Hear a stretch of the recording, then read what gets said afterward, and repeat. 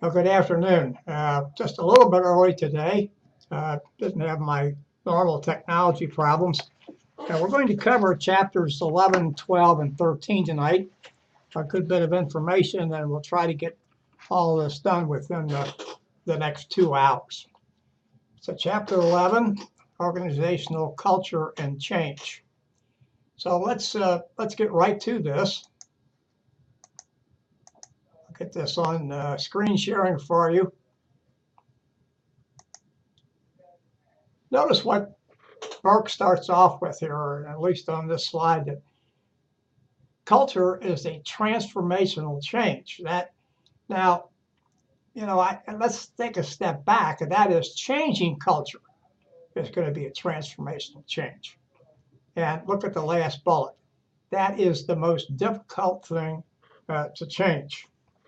Now, he being Burke, is going to get into loose and tightly coupled organizations, loosely coupled, tightly coupled. And one of the things that I want you to kind of look at, you'll find a difference between loosely and tightly coupled organizations. At the first page of chapter 11, page 244 in your text, where he talks about visiting a federal prison in Minnesota, and then some years later, visiting a county prison, probably county jails are probably a better term, in upstate New York. Keep those differences in mind, what Burke observed, the difference in the, I don't want to say culture because we didn't really see culture there, but the difference in the approach of the two wardens. And keep that in mind as we go through this chapter. Now, one of the things we're going to talk about here, and I want you to keep in mind about culture, is there are some things that we see, observe culture, and there are other things that are hidden from view, and they get into this second bullet here, the beliefs and values held by the members of an organization. Notice it says confirmed by the shared social experience. So we have these underlying assumptions. This is below the conscious level, below what we see and what people espouse.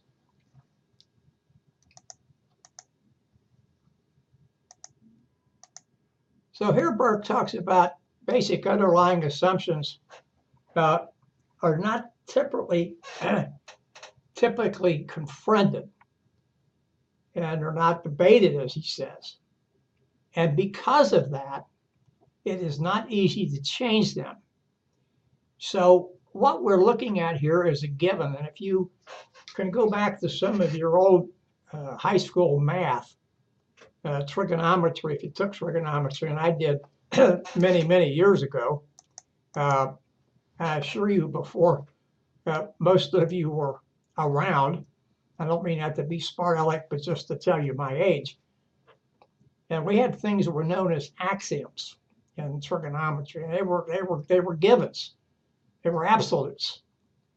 And so that's what he is saying here, that because these things become absolute, at least in people's minds and in their behavior and in the way they behave, they're very difficult to change.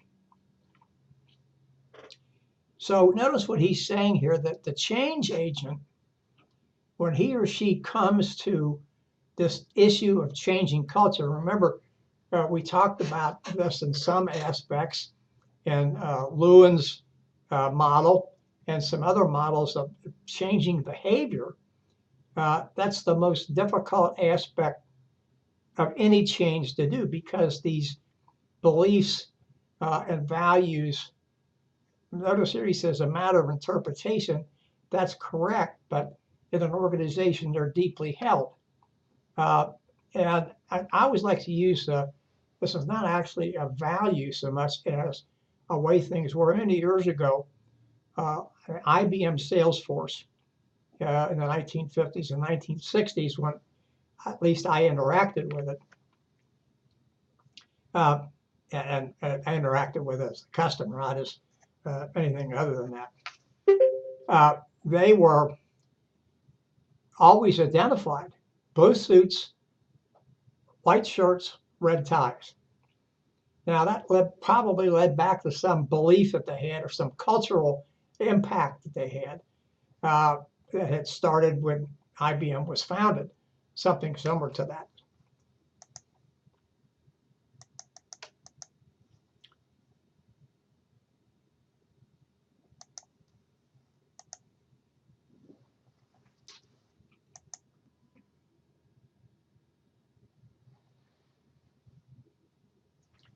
So what Shane here is saying is that we have to be attentive to seeing what's there. And notice what he also says is that if we want to transform culture, that's the term I'm using, change the culture, we have to be attentive to what we see, and you have to worry about the anxiety that people are going to have, because this is going to be a great change to them. So be attentive to the aspect and know whether the new is possible, and then assess whether the genetic potential of new learning is even present. So what this means is what I just said. We have to know, we, Mr. or Miss Change Agent, and I'm assuming the role of one right now when I speak with you, is it possible in this culture to affect change? Do they have the capacity to learn new things? And if they don't, we're going to have to really stop and think about what it is we are trying to attempt to do. Now, Burke brings us to the case study of British Airways, and we've talked about that some in the past. We'll talk a little bit more about that in the future. Now, we have to remember here that the change agent, Colin Marshall, was given marching orders by the Prime Minister of the United Kingdom, Great Britain, England, whatever you want to say. Obviously, they call themselves the United Kingdom. Many people refer to them as Great Britain, and some of us just boil that down to England because it is the major country. But United Kingdom is the correct term. So it had a new mission, a new strategy, and a new culture. Now, I would submit to you that the new mission probably wasn't too difficult to talk about. We want to give our clients, our customers, the best possible experience and outstanding service. Well, if you're in a service industry, and that's what airlines are, you would think that those would be given. So that, I don't think that would probably be too difficult for most people to accept. Increasing market share, probably something that none of the employees had ever thought about. Their market share was there. They didn't pay much attention to it, didn't have to worry about it. So perhaps customer service, because that's part of customer service, was a little bit lacking. Now, here's the kicker at the bottom. A new culture. We're going to go from a military style culture. Now, if you got into the book a little bit, you read a little bit, British Airways, British Overseas Airways, as it was originally known, actually was sort of an outgrowth of folks who retired from World War II service with the Royal Air Force, the RAF. And so it was very militaristic in its hierarchy. Military happens to be, unfortunately, bureaucratic. Now, when you get away from this is my term, and I'll explain a little bit, when you get away from the flagpole, the bureaucracy is not quite as bad. I can say that I spent a number of years in the United States Army. And I spent a few years at the Puzzle Palace up on the Potomac, otherwise known as the Pentagon. I don't mean that to be derogatory, just trying to give it a little bit different name change to it. Some people have called it the five-sided wind tunnel, and there's a few other names. And some, of course, are not repeatable. So anyway, they want to go away from that. And the military, like I said, the headquarters tends to be very bureaucratic. And so what they had to do here was break through that bureaucracy, change that culture, and get into something much different than what they were doing. Now, notice it down there, become a service business. Well, we just said that if you're an airline, you're in a service business. So what were they doing? Well, they were taking customers for granted. There was a bureaucracy. Now, by the way, is not always bad. It does kind of stifle people, but there are ways to get around that. Unfortunately, BOAC was not doing it. And what Margaret Thatcher was actually saying was, we're not going to give you any more money. We're not going to support you. You're going to have to sink or swim on your own. And that's probably a good policy. Governments, for the most part, if you're in a capitalist or market-based society, governments should not own businesses. So here's what they had to do. They had to help the workers where they could, and to challenge the prevailing wisdom about how they were doing things. Now, remember, if you're in a bureaucracy, there's a lot of layers of management, and there are a lot of rules, policies, and procedures. And so you have to follow those. Now, as I said, I've spent a number of years in the United States Army, and there are ways that you can get around those without violating them, but you have to know what you're doing. And most employees really don't know that, and so they just follow what they're told. So here you had to keep intact what worked, if you will, and then you had to change what wasn't working. And of course, what wasn't working, or what wouldn't work, as we go to this this new directive, this new mission, was the prevailing culture. The prevailing culture had to be eliminated, and that's not an easy thing to do. Now here, in this particular slide, we're talking here that BA, British Airways, had a three-legged stool approach. Now you can say it's a three-prong approach. You can say it's anything you want, but it stood on three tenets, if you will. So you wanted to have managing people first. That was with your employees. Now, pardon me just a second, I got something in my eye. What I would say here is you're talking about empowerment. Change the performance appraisals, and then implement this last thing, which they didn't have before. Again, this is a culture change now. Pay for performance. We have that in the United States. Not every company has that, but a lot of companies do have that. You can look at sales commissions as pay for performance. You can look at some other things as pay for performance.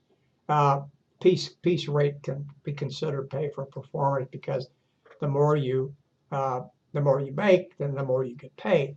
Of course, there's a downside to that, which I'm not going to go into, but we do have that here. So this is a radical change. Often in bureaucracies, it's not people who come first. It is the rules, policies, and procedures that come first. They're sacrosanct. We have to hold on to those. Otherwise, we're not going to be able to do what we want to do.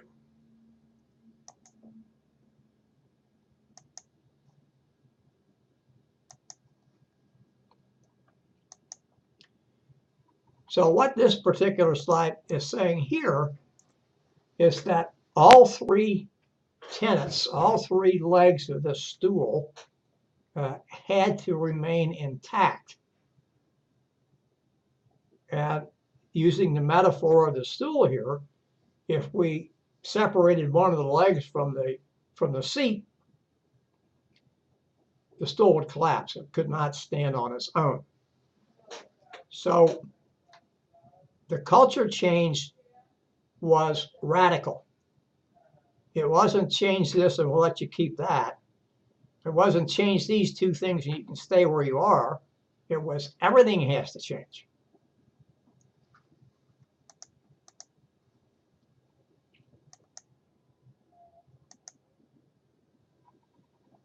Now, without belaboring this slide too much, and without trying to make too much of it, and go back to a statement I made a couple of slides ago, when you're putting people first, you're talking here about empowerment. And notice what they say here, that as frontline employees are treated by their supervisors, so they, the frontline employee, will treat customers. Now, we know in the United States, we have worked under a provision for many years that the customer is always right, when in fact we know that's not correct. But we still operate that in some respect in many retail establishments and other things, that the customer is always correct. And as I said, we know the customer is not always correct. But we try to give the customer the benefit of the doubt. And that's what this is saying here. And I go back to this term empowerment, because if the first line supervisor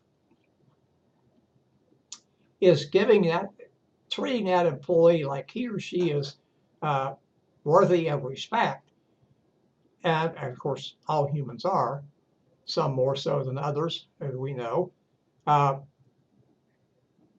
then they're probably going to give that person authority to act, give them an amount of responsibility, which means they're empowering them to do something. They're not standing over their shoulder all the time.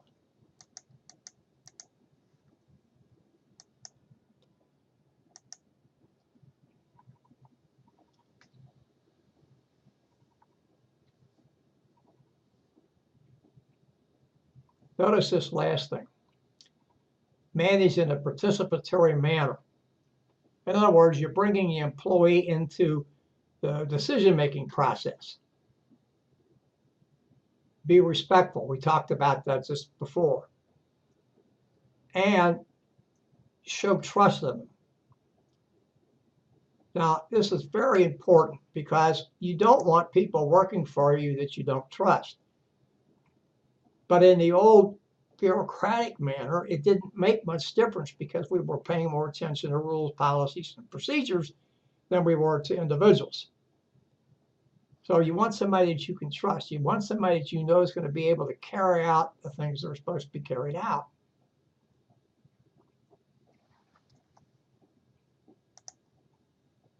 Again, a radical departure from what they had been doing.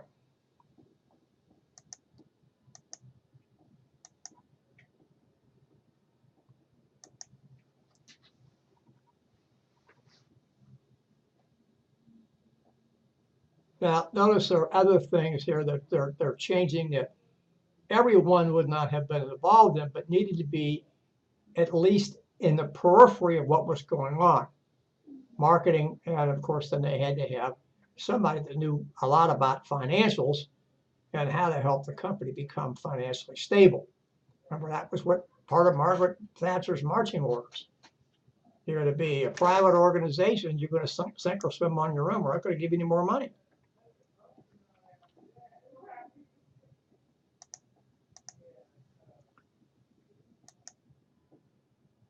Now, here's what they starts off here with. Is this an oxymoron? You don't change culture by trying to change culture. Notice here what the first bullet is. You tell the folks, this is what you want the new culture to be. Go back to the British Airways, service oriented. So that means a focus on customers. Tell the employees how you expect them to act.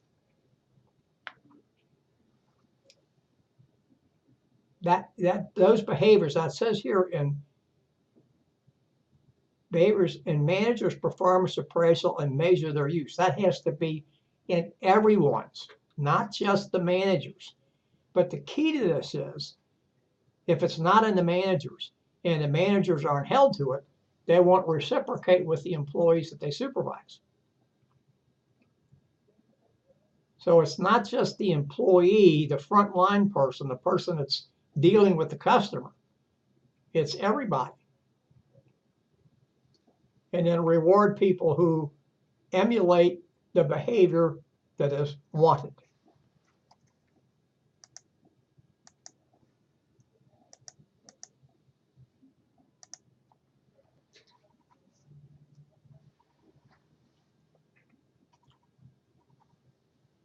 A lot of what we can talk about, here's what we're saying. The culture, what we have, the real culture, is in the underlying assumptions. And that's buried because it's one of those things that people come in and they assume it. And they assume it because it's forced on them. Now, I don't mean forced in a derogatory manner. But it pretty quickly, people understand when they work for an organization, this is how we want you to act. This is the XYZ Corporation's behavior. This is what we expect. And so things are that prevalent. Some announced, some not announced.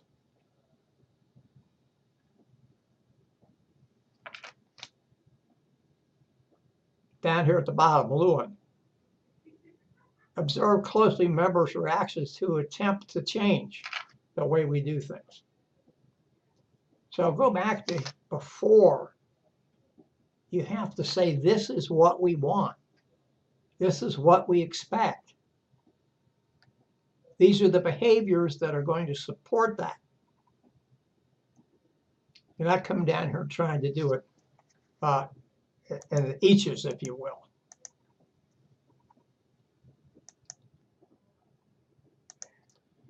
Well, I think we can go on with these assumptions about British Airways. Their equilibrium was punctured. They were taken out of a comfort zone.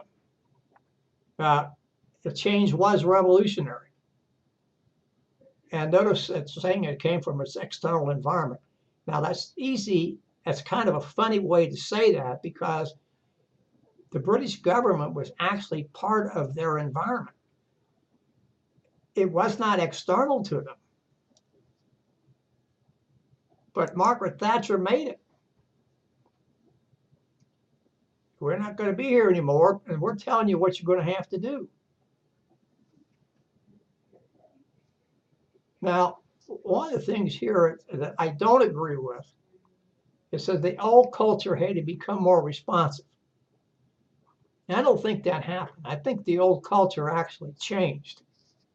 And those that didn't change left. If you retain the old culture in any way, shape, or form, or any parts of it, it would not be able to react the way it did, become responsive. Yeah, it had to become unlocked. I agree to that, but probably not in the same manner that we think of unlocking.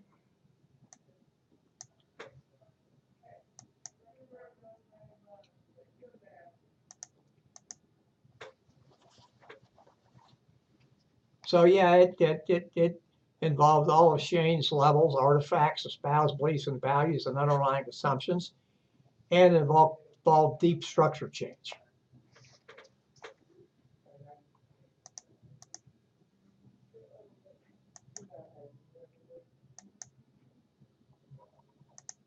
Now, notice that once the mission was changed, putting employees first and then safety first, and safety wasn't part of this this thing, but safety has to be a big part of an airline's operations. They have to have two things. So they have to have customers first, and then they have to have safety.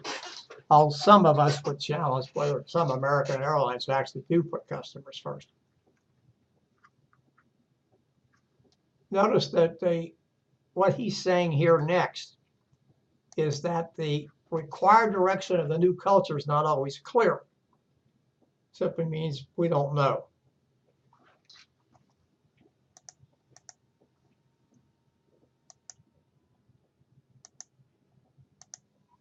Now, what we're saying here is that adaptive cultures do have the ability to make change. So it also had to be, the British Airlines also had to have, pardon me, a learning culture. There had to be some underlying thing about the culture that said, yes, it has the ability to learn and the adaptability to change. Didn't have that, it wouldn't have been successful.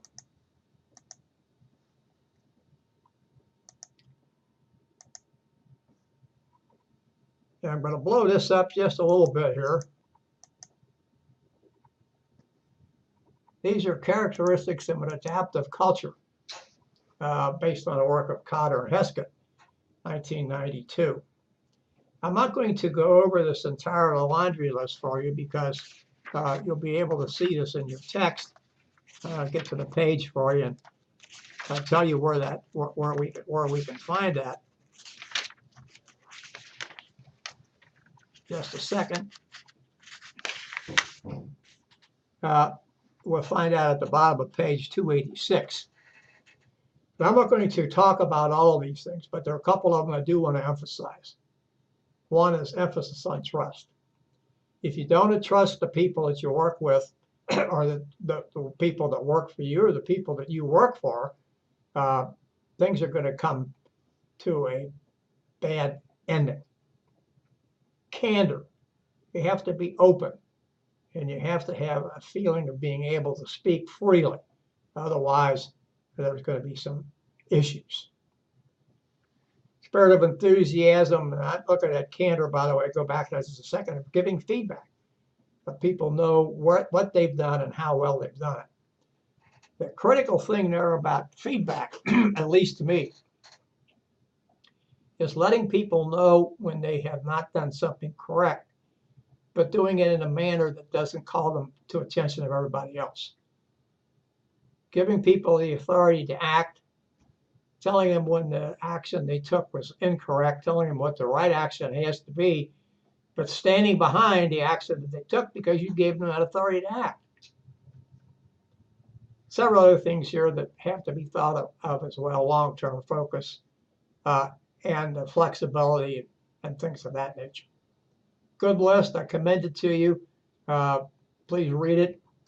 And that brings us to the end of the slides. It's kind of brief here on chapter 11.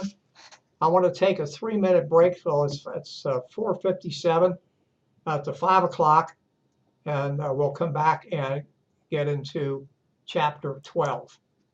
Please come back at 5 o'clock. Thank you.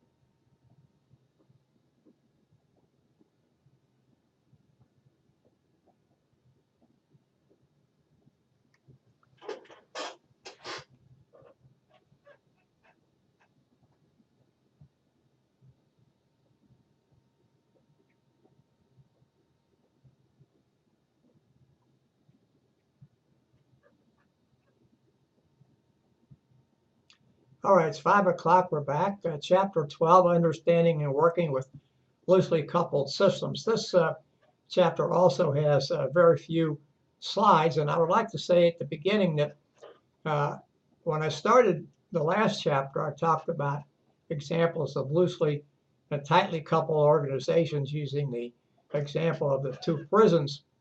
I guess I jumped ahead of myself, but I really felt that that was a good example of lightly and tightly coupled systems. So we're going to talk about loosely coupled systems in this chapter in the next probably 20 or so minutes. This is a case study that permeates the chapter, the A.K. Rice Institute. Notice that what was the things here that were important in this. A.K. Rice was after short-term change. It's a nonprofit organization. It was into educating individuals. Notice what its purpose was: conducting conferences, programs, publications, or printing publications. Clients served, but they had lost mission focus, and that they had three major initiatives that they wanted to implement. And by the way, Burke did work with them for some period of time. Notice here what we've talked about this from the beginning of the text. And we need to carry that through, I think, in our thought process. And I hope that all of you will carry forward in your endeavors with change in either your current organization or an organization you aspire to join, or something else that you want to do with the remainder of your life. And that's two things. We're going to have any kind of change. There has to be a sense of urgency. And that must be coupled with a clear vision of where we want to go, or where you want to go, or where you want your organization to go. So to my mind, when you're talking about change, and we're talking about urgency, not continuous change, not evolutionary change, but revolutionary change, maybe even perhaps episodic change, where I know that I differed with some of you on your interpretation of episodic change. That doesn't mean that you were wrong and I was right, or vice versa. But you have to have two things, and they have to go together. So you can't have one without the other. I'll go back to the first taste of change that we got in chapter 1 at Columbia University in New York. Very old by American standards college, came into being, I believe, sometime in the 1700s, and it's an Ivy League school, has a very good academic reputation. But some of those people were probably steeped in tradition. This is how we had to do things, and our buildings need to look like this, et cetera, et cetera. Well, they needed to change. They needed to get up with the 21st century and change technology and a few other things. And so the vice president in charge, when he was articulating this, showed a sense of urgency, even though the sense of urgency wasn't tomorrow. It was, we need to have this done, I think, in a couple of years. Or it's going to take that long, but it wasn't something we could put off forever. And the vision was, when we get to where we want to be, we'll be in a better place than where we are today. And of course, we don't have everything that was said, but we have a flavor of that. And if we know anything about technology, and I like to say I'm a Neanderthal when it comes to technology, but I like it. I try to embrace it as much as I can. Some things I don't do very well, but I try to embrace it because I know that it's important for us as a nation to embrace technology and get beyond where we are today. one of the things that has hurt us, I think, is we have too many people who are technology deficient or technologically deficient. And there's a great mass of people, and we have to bring them in some respect into this 21st century and the technology that we have. Otherwise, we're going to continue to leave people behind. And what many people don't understand is that most jobs today, or many jobs today, I won't say most, many jobs today are dependent upon being able to use a PC in some respect. And I mean, I couldn't do mine without one. And some things we don't that we do at home we wouldn't be able to do without a PC, like online banking and things of that nature.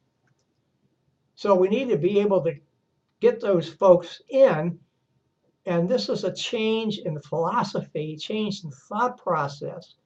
And we've gone through this several times in our nation when we moved from an agrarian society to an industrial society at the end of the 19th and the beginning of the 20th century. Now, as we're moving from an industrial society, a manufacturing society, which we've been moving away from some period of time, into an information and service society at the beginning of the 21st century. Now, of course, that preceded the 21st century by some years, but it's becoming more and more apparent as we move deeper into the 21st century, and it's going to change again.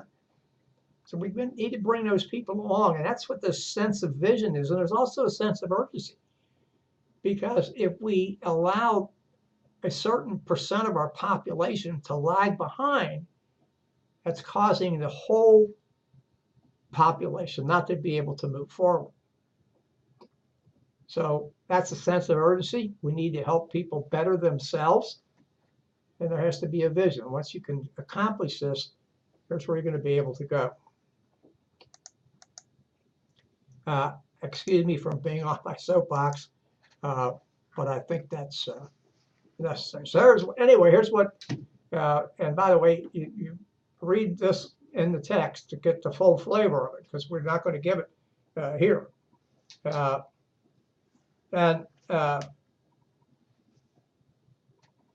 This is, we're going to use the Burke-Litwin model, which we were introduced to in Chapter 10. Talked about a name change, a new mission statement, a reconstituted board, fundraising, strategic alliances, etc.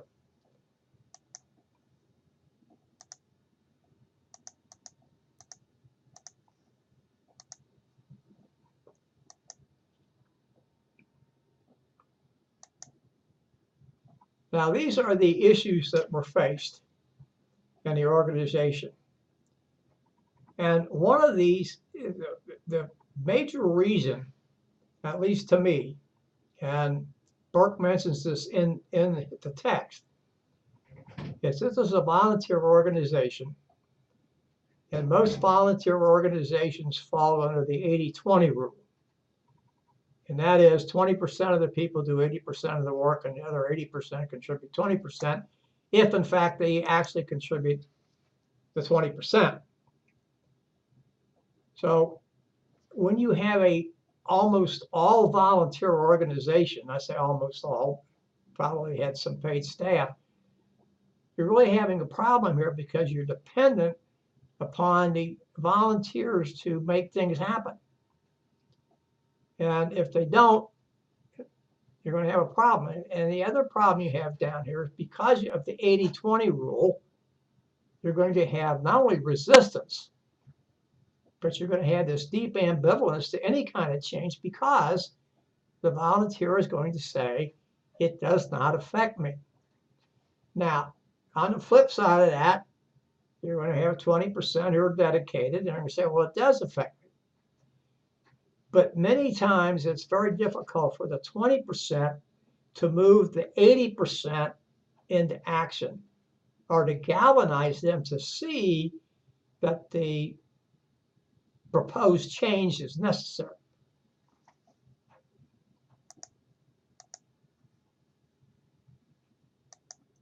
Now, this is just talking here about the difference between tightly coupled systems, loosely coupled systems, and a continuum. So let's just break this down for a second. A tightly coupled system has a strong purpose. Clear is probably a better way to say that. Loosely coupled system has less interdependencies. And there are three characteristics.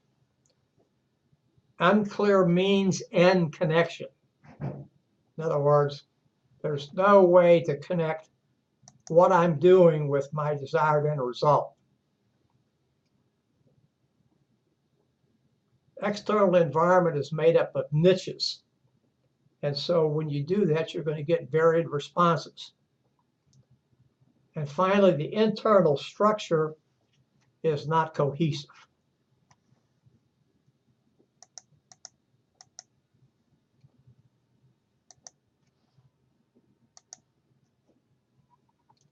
Now notice what they do here with this organization structure in a loosely coupled system. And I only want to point out one, well, two, virtual units, and of course you know what that means.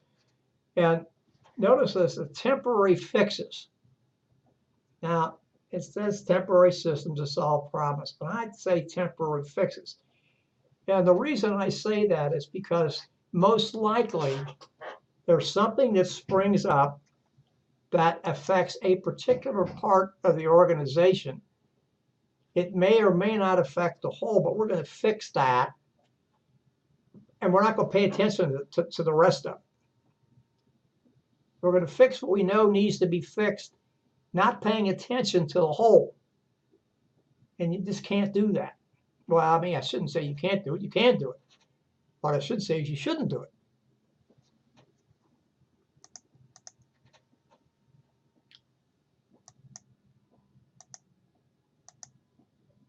So if you have no defined hierarchy,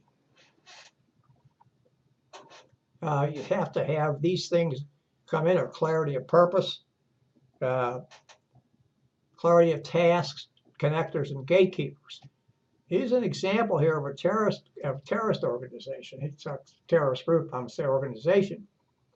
And they work in some cases like that, although they do tend to have a hierarchy. Now, someone listening tonight or hearing the lecture tomorrow, if they choose to do that, is going to say, well, we have a lot of companies out there like Google and perhaps, can't think of the shoe company right off the bat.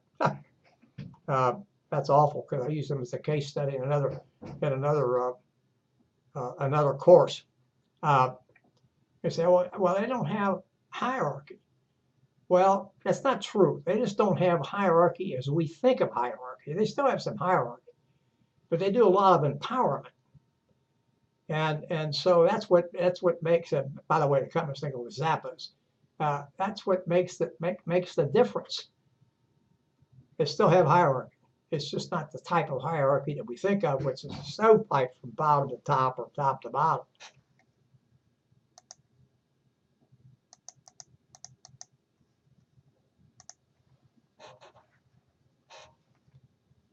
And here's showing you the difference between a loosely coupled system, Google, that I was talking about just a minute ago, the United States Marine Corps. You know, these two are miles apart, 180 degrees out from each other, loosely coupled and tightly coupled. Now, Google does have hierarchy, but certainly not at the same ratio, if you will, that the United States Marine Corps does.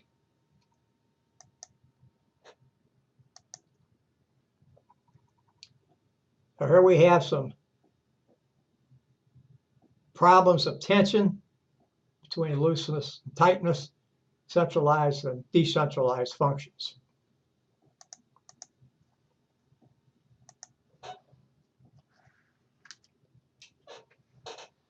So here we have these voices: causation, you know, what causes something; typology, direct effects, compensation, and then organizational outcomes.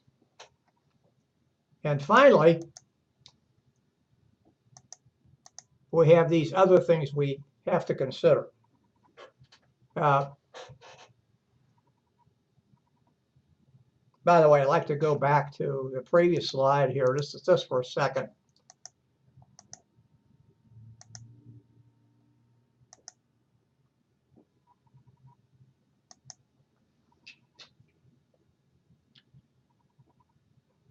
Direct effects, obviously that means clear strategy, compensation, strong leadership with shared values, and then obviously outcomes. We should and must pay attention to outcomes. They're very important for everyone.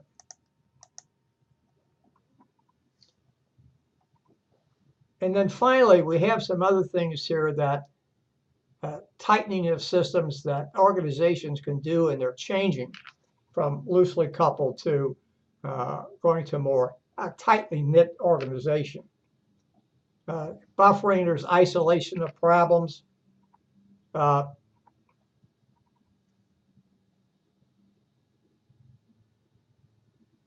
Persistence is not easy with loosely coupled organizations.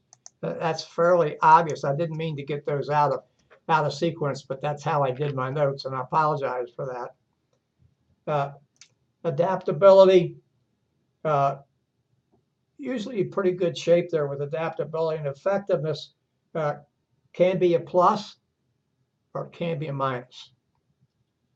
Now, what do they mean by this? By the way, this again is our last slide here. What do they mean by this corruptions of feedback? Well, if you look at the text, and you read the text, which I hope that you do to get a fuller flavor of what we're talking about here, what this is really saying is people are somewhat afraid to give feedback. They don't think that, again, we're talking about loosely coupled system. They don't think the feedback will be valued. And so they don't give it. And so think about when you're withholding feedback. If you have an individual who works for you and you want to give that individual some type of feedback, and I don't care whether the feedback is constructive about performance isn't where it should be, or you want to give feedback on something well done. But think about feedback and think about opportunities to give feedback that have been lost for whatever reason. Some good, some not so good. Well, maybe we should change that and say there's no good reason not to give feedback. But besides that, let's think about that. Something may distract you and you can't give the feedback. And we all know that feedback is given best in its immediacy. Try to give it back as quickly as possible. You see somebody doing something really good, you should compliment them. Give them good feedback. Hey, you're doing a good job here. Conversely, if they're not doing something, if you can get them away, take them aside and say, that's not the right way to do things. Let me show you, and so on and so forth. But it should be given quickly. It should be given with meaning, so people understand it. It shouldn't be browbeating, but there has to be meaning behind it. Well, that's what they're talking about here in these loosely coupled systems, that there's a reluctance to give feedback. By the same token, there's a reluctance to seek feedback. How am I doing? What do I need to do, et cetera? And again, we go back to this 80-20 rule. And it's a real problem when you're dealing with a volunteer organization. All you have to do is think about volunteer organizations you've been associated with in your lives. Well, I don't want to keep this going. Take this as our last comment on chapter 12. We'll take again a 3-minute break. It's 5:19, probably closer to 5:20. So we'll come back at 5:23, and we will start on chapter 13.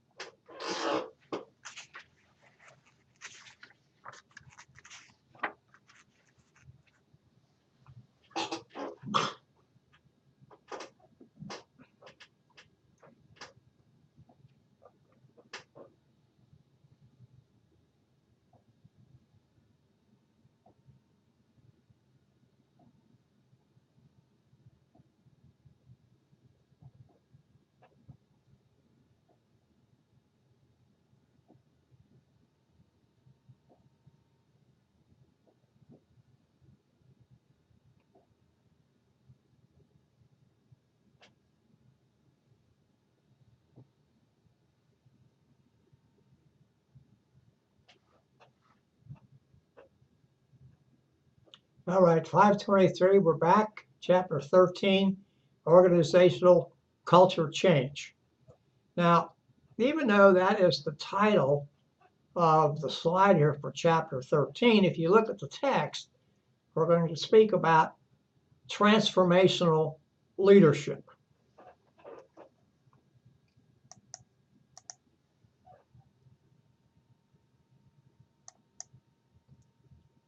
Now, we've said made this particular statement different times in different ways throughout, pardon me, throughout the course. And that is, if we expect change to be implemented and expect the implemented change to be successful, we have to have competent leadership. When we don't have competent leadership, it isn't going to happen. It's as simple as that.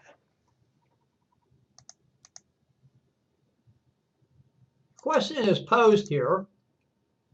Does leadership matter? And they give us a sociological perspective here and say, well, it depends upon a lot of external factors like the economy and historical forces and technological changes, etc., that are beyond the leader's control. Now, remember, each of the things that is being articulated here is in the external environment. And we know that organizations do not control, and by extension, their leaders do not control their external environment. They can have some influence on it, but they don't control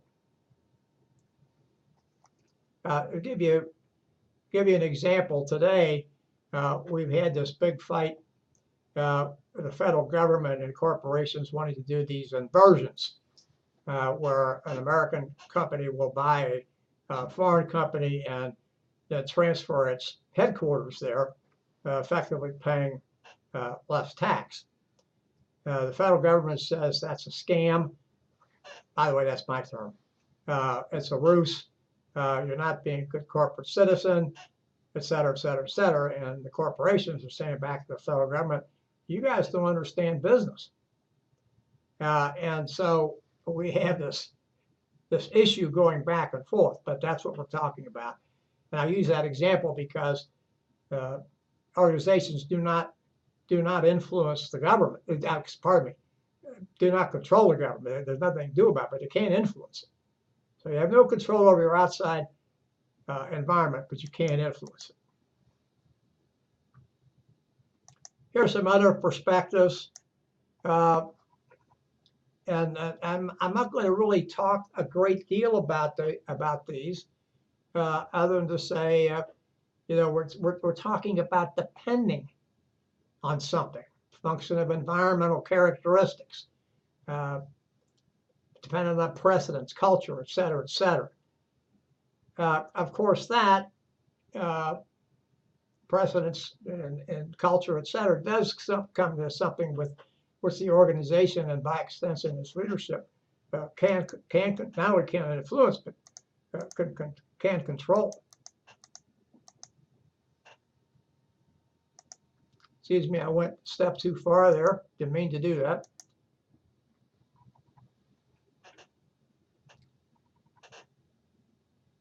So what's important here? Very nice slide. Talks about organization performance and things that they do or they don't do.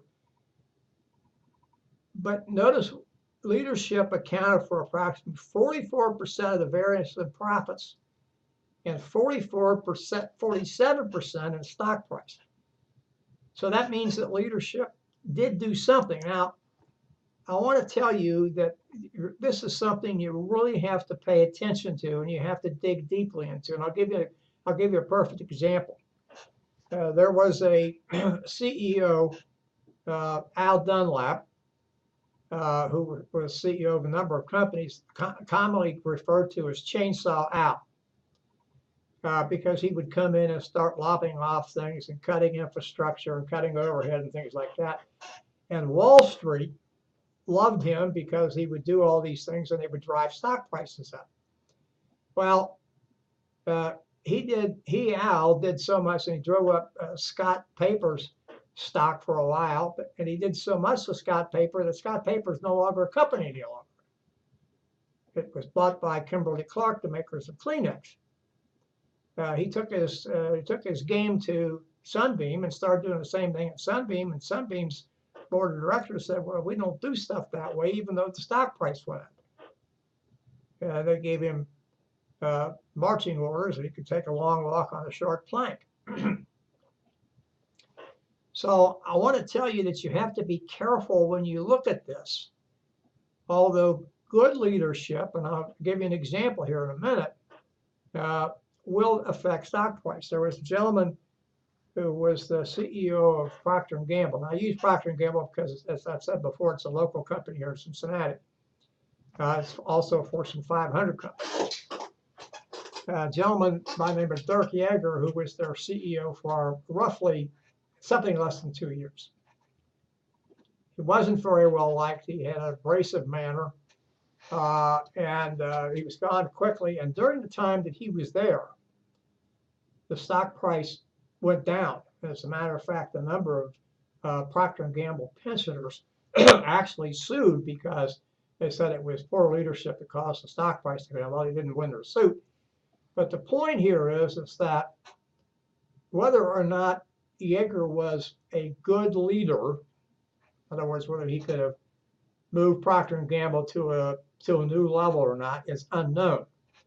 The perception was he was not a good leader, and he was not well liked, and that was translated to the stock price.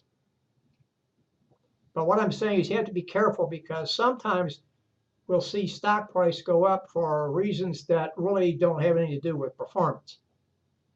And that's the only reason I point that out to you.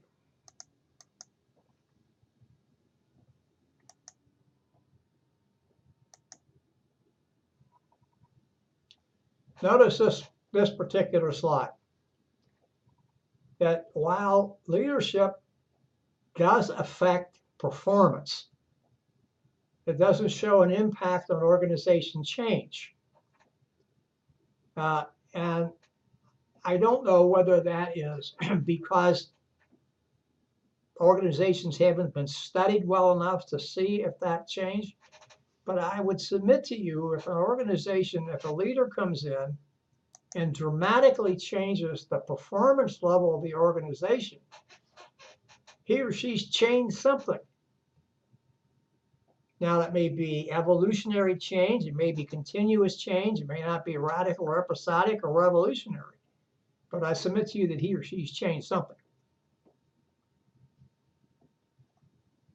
This is what this chapter assumes, that they do have a significant impact on organization change. I use the term influence, but will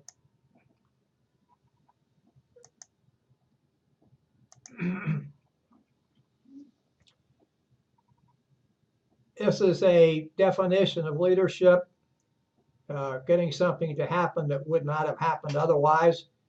It's also been said of getting others to do things that you wanted them to do and they wouldn't have thought of themselves. And notice that there's a distinction between leadership and management, or the leader and the manager. And that is that it's not the same. And it's not the same as authority, although many leaders do have authority. And it's not the same as management. We think of the President of the United States as being the leader of the free world. But his authority is, in some cases, stifled by what Congress does. And of course, he being the president, whoever the president is, does have an ability to do certain things that the Congress cannot infringe upon. And of course, when that happens, the Congress gets mad and says, well, you can't do that. And we'll take money away from these programs and those programs and some other programs, so then you can't do what you want to do. So sometimes we have we're at cross purposes in our government. Now, let me blow this up just a little bit for you. This is table 13.1. You can see that on page 281 in your text. And this is just giving us the difference between a leader dimension. This is comparison, a leader versus a manager. So let's look down here at number 3. A leader prefers solitary activities, whereas a manager prefers to work with people. Now, what I would say to you is that, and this is Reed talking and not anyone else, that leaders by and large are loners, but they have a way of attracting people to themselves or to the cause that they're espousing or to the vision they're articulating. But they're essentially people by themselves. They're not necessarily actively working with people on a day-to-day basis, or managers by responsibility have to be working with their employees.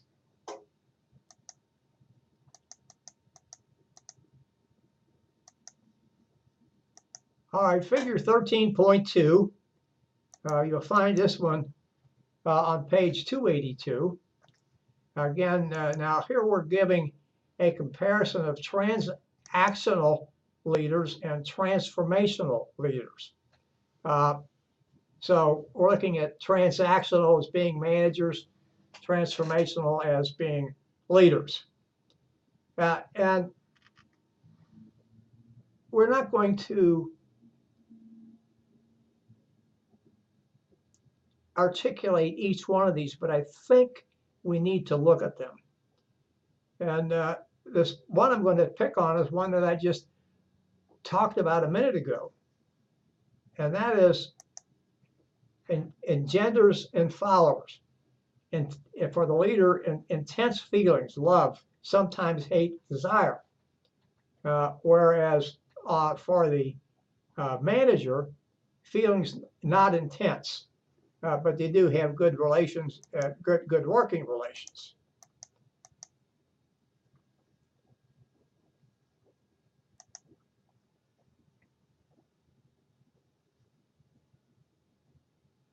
All right. Now this next one, table 13.3, this comes from Japan. And I'm not going to go over this a whole lot because this is a different country, but I think we need to see some differences. You can see this on page 283 in your text. Leader is showing here long-term, although that's certainly not set up right on the slide, versus the manager being short-term. Now, I have a problem with that, and that is because Japanese as a society, the Japanese as a society look long-term, as opposed to Americans who are short-term people who are always looking for the silver bullet to our issues, and then we want to go on to the next one. But there's another one here that I find to be very interesting, and that is the leaders, and I have no way of knowing about this, so I have to tell you what I see here on the slide. The leader's a heavy smoker, whereas the manager's given up smoking.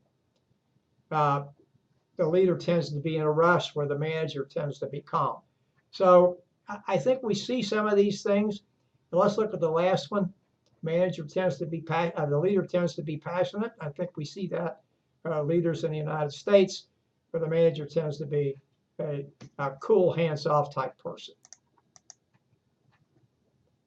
Now, I'm not sure how well you can see this one on the slide because of the type of slide, but you can find us 13.4 on page, again on page 283, and this is Chinese, and I'm not going to go into this one, but I do recommend that you at least look at it so you become familiar with it. And one of the reasons I say that is because we're going to be dealing with the Chinese for many years to come. And so we have to understand some of their culture to the best of our ability. And one of the problems we have is that their government is a secretive government. I don't think the people themselves are, for the most part. And again, that's me saying that, but the government is secretive. We know that. They want to control information coming in and going out. Many of the search engines that we take for granted in the United States have been blocked. The New York Times service has been blocked. Trying to think of the former. Bloomberg has been blocked. Bloomberg News Service. Some of the other ones, simply because they don't. Those organizations, those news gathering organizations, and websites don't want to kowtow to what the Chinese want them to do. And then, of course, they want to be open and bring all this information in. Chinese government does not like that. So it causes a problem. Regardless of that, we have to understand how they operate, especially those of us that want to do business with the Chinese. If we don't understand how they operate, then there's no way that we can do business with them.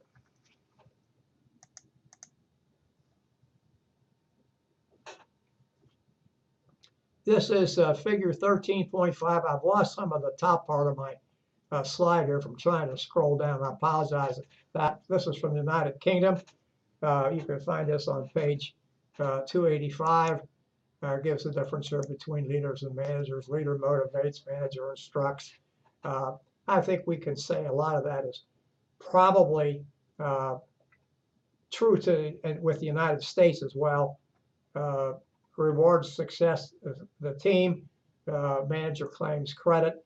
And I don't know that that's always true. Some of these things are things that are said that are generalizations, so we have to think about that. But one thing it does say here about a leader being visionary, and I think we certainly think about that in the United States, leaders being visionary, regardless of where they are, either in a private sector or government sector. Now, here we're going to talk about authority. And we have to remember authority. I'm going to take my picture off so we can see this. Authority talks about someone having the right to do something, whatever that something happens to be. Now, that authority can come from his or her position that he or she holds in the organization. It can come from giving the authority from his or her superiors. It comes from below when the followers give that authority to the individual. They realize that they're comfortable with that person, and they grant that person the authority. And then it can come from within, because the individual has a certain amount of intelligence, a certain amount of expertise, etc., so that he or she can speak in an authoritative manner and do things because of the expertise and the status that he or she holds. One of my examples is Andrew Grove, who used to be the chair of Intel. He had a PhD in, I believe it was in chemistry. So when he walked down to the R&D department at Intel, he not only spoke with the authority that he had as being a CEO of the company, he spoke from authority from within because he was well versed in what these folks were doing. It wasn't just the CEO who was down there who understood some on the periphery. He actually understood.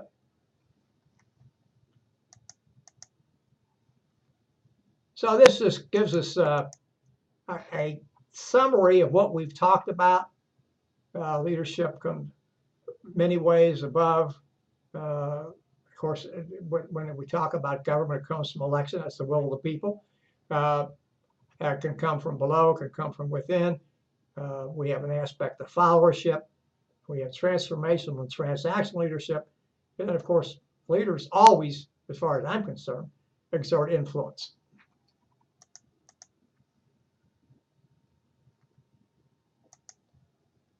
Now, this is the multi-factor leadership questionnaire, some of the issues that are raised here from a charismatic leadership.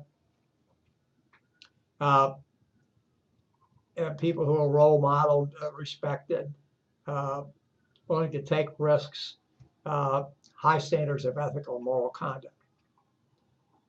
Now, there are many people, or there were many people, who would tell you that Adolf Hitler was charismatic. But I don't remember who the researcher was that I read said that his ethics and morals were so bankrupt that he could never be considered charismatic. Some people have said Joseph Stalin was charismatic. I don't view him in the same, I view him as a terrible despot, but I don't view him in the same vein as I did Hitler. And watching Hitler and speaking to people and getting them roused up and things like that. Stalin was more about fear and a few other things.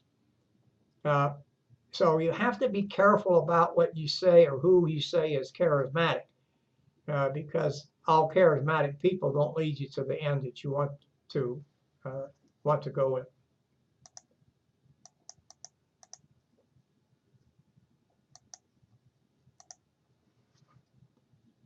We're still here on the multi-factor leadership questionnaire. There's inspirational leadership. And I don't really need to go into that. I think that you can see these things yourselves. You may have experienced them yourself. Notice that this type of leader articulates clear expectations, and that there's a strong commitment to not only his or her goals. He or she has not only a strong commitment to his or her goals, but the followers do as well. Again, continuing with this, notice what it says here. This is intellectual stimulation. Urges the followers to be innovative and creative. Notice to question assumptions. And when the followers make mistakes, the leader does not hold them up to public ridicule. Very important.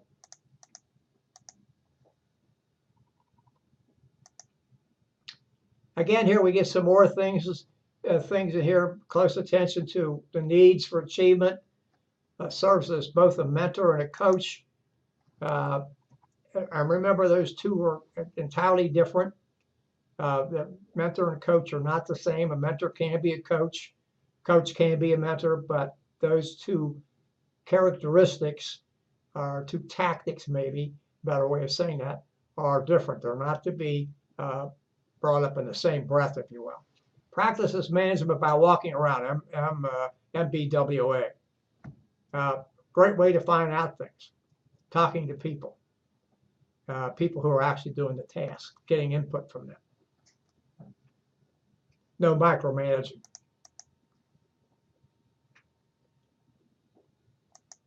Again, part of this, charisma.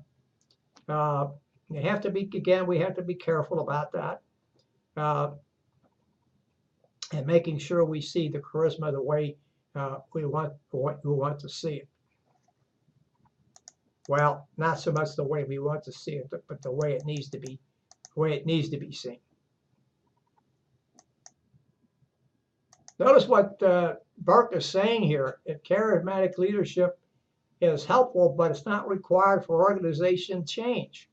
This is what's required. Persistence, self-awareness. We've spoken about the second one many, many times in this course, a clear vision of where you want to go.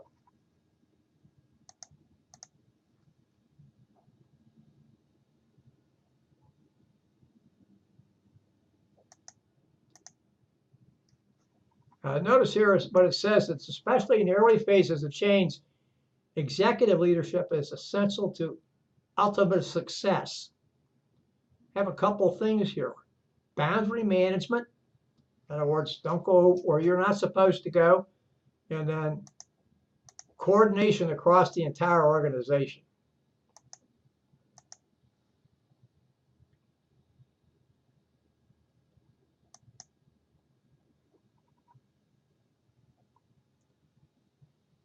organizations operating in complex environments. We know that's the case today, probably going to continue to be the case. Look at here, emphasis on execs or causal map as a relationship for collective action, and then stratifying the organization according to a maximum of 7 hierarchical levels.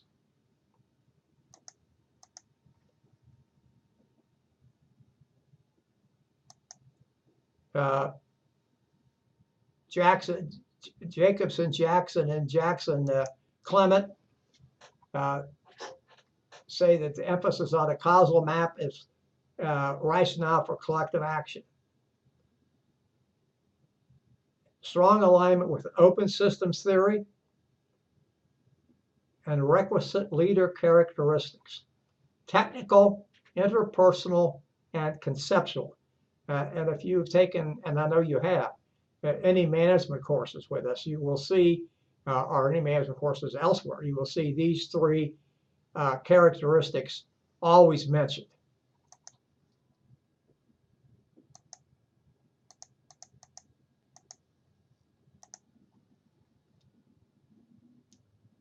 And we'll just talk about these quickly. Technical,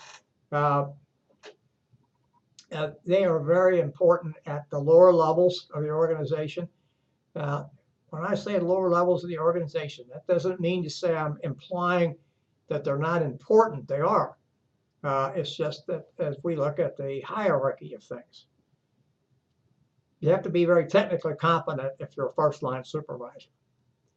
As you move up in the chain of command, if you will, or the hierarchy, you're going to need more interpersonal communication components in interpersonal relationships at the middle level, and the amount of technical is going to drop somewhat, and the amount of conceptual thinking is going to rise. When you get to the senior executive level, it is the conceptual and analytical thinking skills that are most necessary, followed by the interpersonal skills, and then a lessening of technical skills. So you can look at it as a pyramid if you want, where people have to have them, but all managers, leaders have to have them in some capacity, some more in some places than others.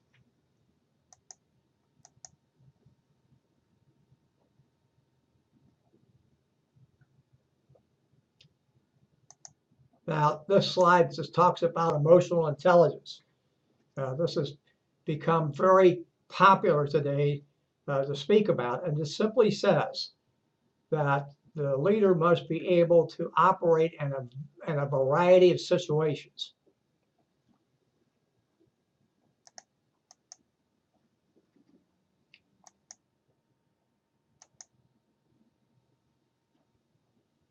Now, here we're talking again about the how leaders make decisions. There has to be a congruence. We've talked about congruence before between the organization and its environment. So they monitor the environment, analyze potential problems and solutions to those problems, seek the opportunities that are going to give them the biggest payback, come up with policies and strategies, and then implement those, and then continue to evaluate them to assure that they're returning the biggest bang for the buck. Leader qualities, these are kind of, if you will look at these, in some respects going back to what we talked about, the technical, interpersonal, and conceptual. Here we're talking about cognitive, we're talking about functional expertise. That would be, could be technical, could be something else. And then motives. How well, what kind of motives does this person have? And how well is he or she motivated to take action? Remember, we talked before about the need for achievement, affiliation, and power. So these are a little bit different here. Achievement, self-efficacy, risk-taking, and locus of control. It means that you're controlling things as opposed to the environment controlling you.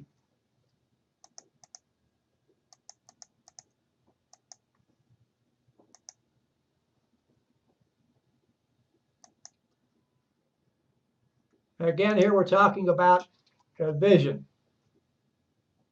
If the vision has to be able to show people how to get from one place to the desired end state, but it also has to be set in such a way to motivate people, to galvanize them to action. Like to see people to be charismatic and transformational, again, have good cognitive abilities, and then self-confidence. These are kind of being repeated to us again because they're very important. And people notice they become leaders by choice. It wasn't forced on them.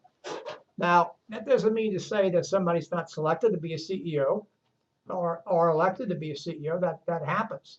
But they gravitate to those positions because they're motivated by that. Now, a lust for power. I'm not so sure that I really want to agree with that. Power means a lot of things, and a lot of different things to a lot of different people. I think if we look at it, I want to be in charge, to be able to implement the things that I think are important. I think is a better way than looking at it a lust for power. Although we do know some people do lust after power, and they want that. But if we go back to what McClellan said, the folks who are actually seeking achievement are going to be more successful than those who are seeking power. Notice down here at the bottom, the everyday run-of-the-mill leader will tell a story that everybody's familiar with. The innovative leader will tell a latent story, whereas the visionary leader creates a new story. This is what we want to do, which is different than what we've done before.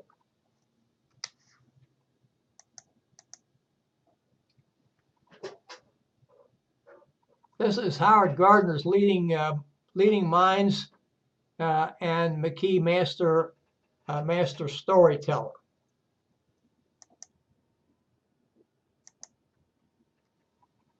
Leader discovers a story by asking, what can we do here to get back to where we need to be? What is holding us back? What keeps us from moving forward to do what we want to do? What is it we need to do to implement this? And then finally, he or she is creating this story, if you will, but has to make sure that what he or she is articulating resonates with the folks that he or she's trying to give the story to, and that it's believable. In other words, people can grasp onto it. They get some meaning out of it. They get some feeling out of it. And they're emotionally attached to it, and they want to make things happen, and they want to make things change.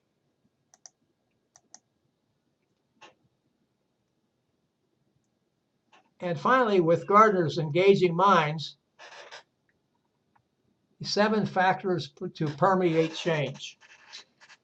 And notice that each one of these starts with an R.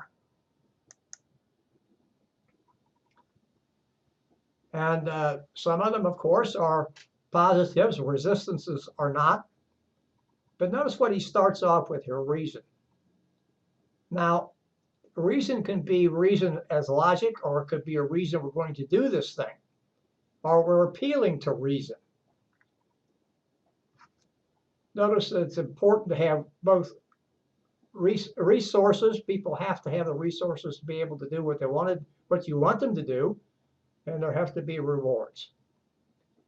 So people have to see that the change is going to be beneficial to them. They have to be thanked, rewarded, if you will, in some way to carry the change forward, to make the change meaningful, to make it something that's going to be permanent and long-lasting.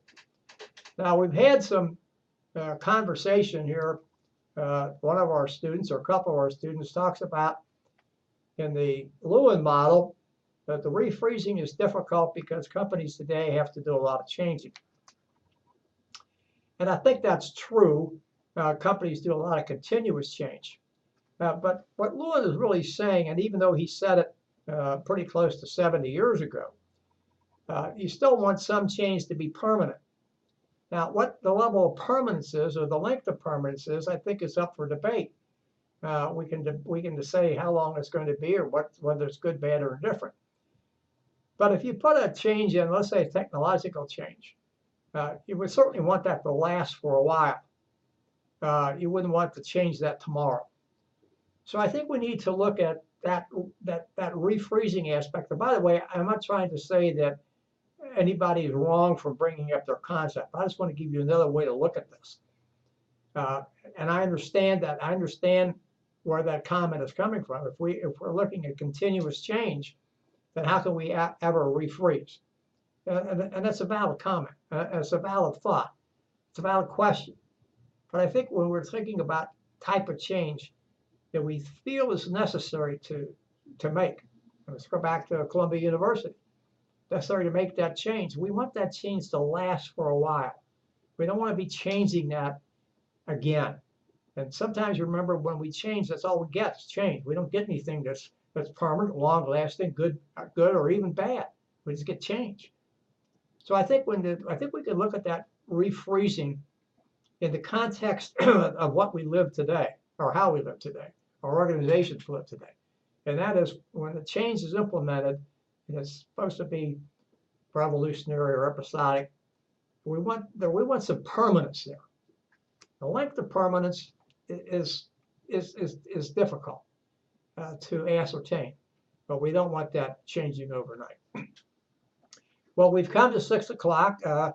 We're at the end of chapter 13, and the lecture discussion question for this week is we have both transactional and transformational change, if you prefer both transformational and transactional. Why do we need both? Please put those in your own words and defend your responses. Why do we need both transformational and transactional leadership? Thank you for your attendance, and good night.